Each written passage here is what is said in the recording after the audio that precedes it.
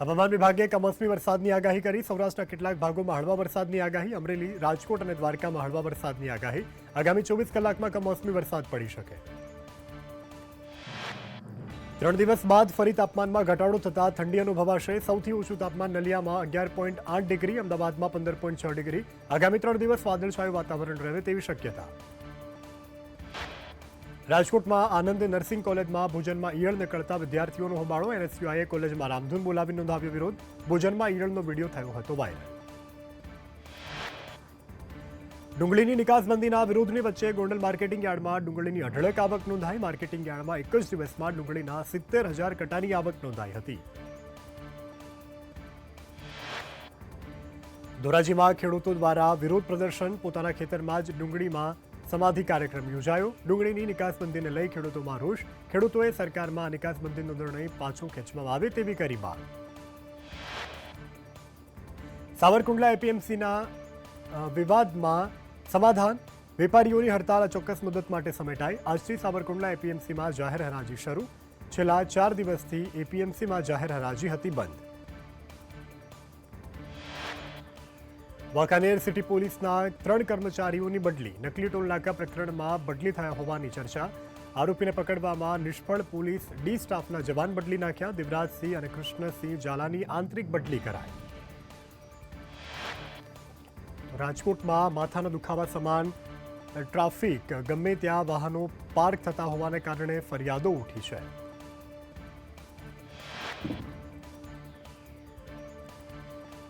રામ મંદિરમાં ધ્વજ સ્તંભ અને દાનપેટી સહિતની વસ્તુઓ અમદાવાદમાં બનાવવામાં આવી છે, જે ગુજરાત અને અમદાવાદ માટે ખૂબ ગૌરવની વાત।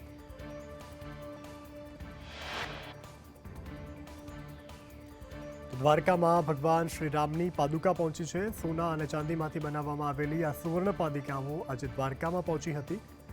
19 તારીખે અયોધ્યા જશે ચરણ પાદુકા। જૂનાગઢમાં 2 સાધુઓને રામ મંદિરના પ્રાણ પ્રતિષ્ઠા મહોત્સવમાં આમંત્રણ આપવામાં આવ્યું છે। મહત્વનું છે કે 3000 કરતાં વધુ વીઆઈપીઓને આમંત્રણ, જેમાં ગુજરાતના અનેક સાધુ સંતોને અપાયું આમંત્રણ। ભુજના સુમરાસર ગામે સફાઈ ઝુંબેશ હાથ ધરાઈ હતી। જાગૃત નાગરિકો દ્વારા સફાઈ હાથ ધરાઈ।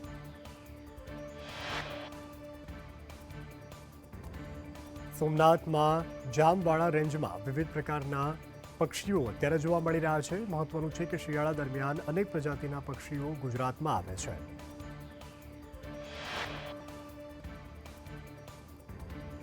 મોરબી પાલિકાએ બાંધકામની મંજૂરી રદ કરી છે। મંજૂરી રદ કરતો આ નિર્ણય પાલિકા દ્વારા આપવામાં આવ્યો છે।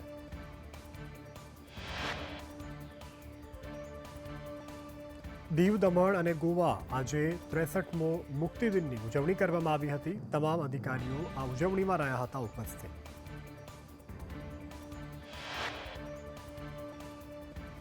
લાંબા સમયથી સુષુપ્ત અવસ્થામાં જીવી રહેલા મોરબીવાસી માટે એક આશાનું કિરણ। તાજેતરમાં મોરબી નગરપાલિકા દ્વારા બાંધકામની મંજૂરી।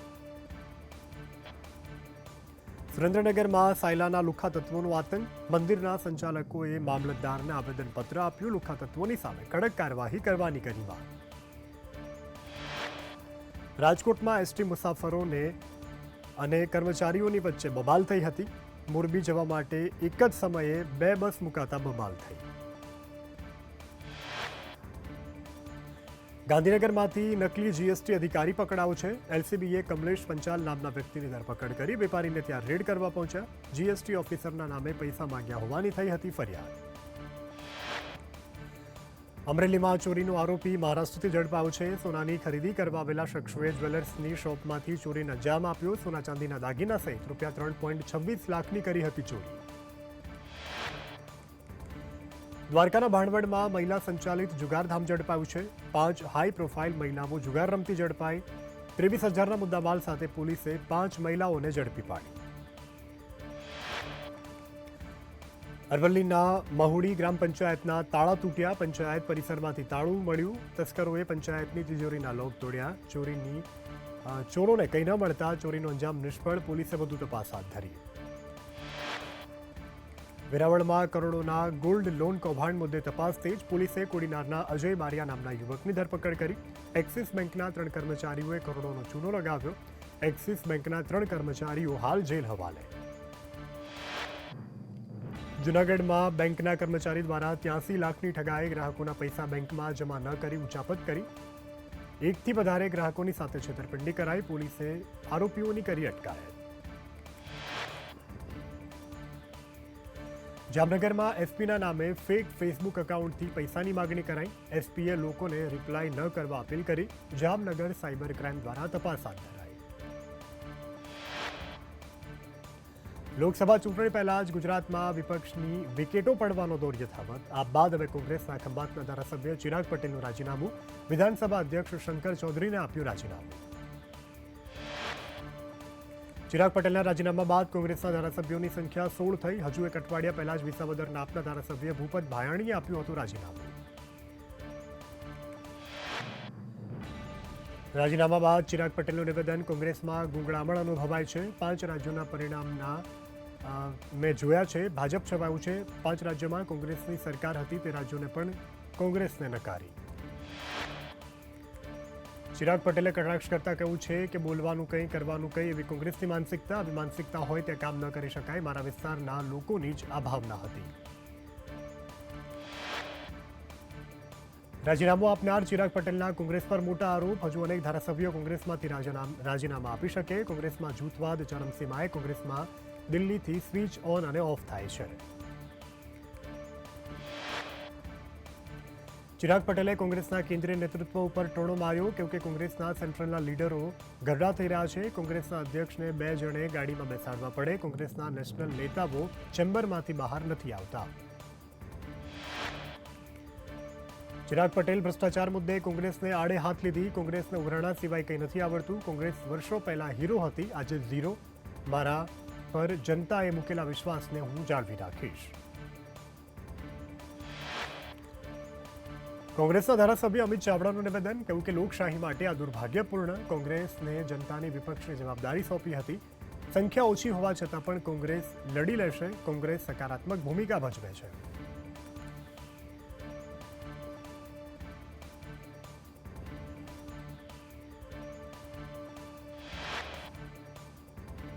વધુમાં અમિત ચાવડાએ કહ્યું છે કે ભાજપ સામ દામ દંડની નીતિ અપનાવી રહ્યું છે. વિપક્ષ નબળો પડે. થોડા દિવસ પહેલા એક એમએલએની પાસે રાજીનામું અપાવ્યું. એક વ્યક્તિના જવાથી કોઈ ફરક નથી પડવાનો. આજે કોંગ્રેસના એક ધારાસભ્યએ રાજીનામું આપ્યું.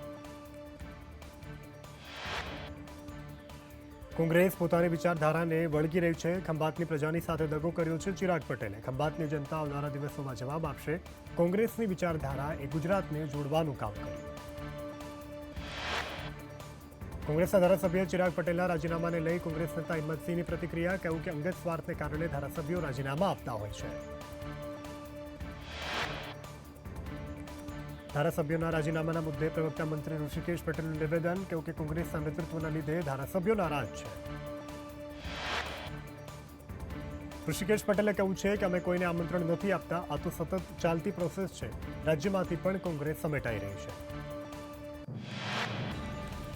પ્રવક્તા મંત્રી ઋષિકેશ પટેલે કહ્યું છે કે ભાજપ વૈચારિક પાર્ટી છે. કોંગ્રેસમાં કોઈ એકતા નથી.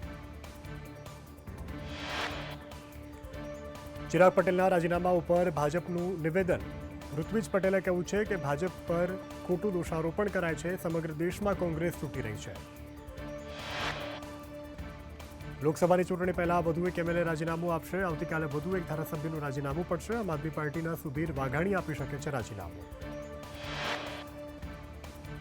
આપ નેતા ઈસુદાન ગઢવીનું નિવેદન. ગુજરાતમાં આપ મજબૂત છે. આપના એક પણ ધારાસભ્ય ક્યાંય જવાના નથી. 4 ધારાસભ્યો આપમાં જ રહેવાના છે. ભાજપના ઇશારે મીડિયા નામ ચલાવી રહી છે. ભાજપની તાકાત હોય તો ખેડૂતોનું દેવું માફ કરી બતાવે. કોઈ પણ પાર્ટીમાંથી રાજીનામા પડે તે દુઃખદ બાબત છે. આપના ધારાસભ્ય ઉમેશ મકવાણાનું નિવેદન. કહ્યું કે આપના ધારાસભ્ય ભાજપમાં જાય છે. મીડિયાના મારફતે માહિતી મળી છે. અમે આ વાત વતી ખંડન કરીએ છીએ. કોઈ પણ ધારાસભ્યની ભાજપમાં જોડાવાની વાત અફવા. ભાજપ વિપક્ષને દબાવી અને રાજીનામા અપાવે છે. અમે સખત શબ્દોમાં તેને વખોડીએ છીએ.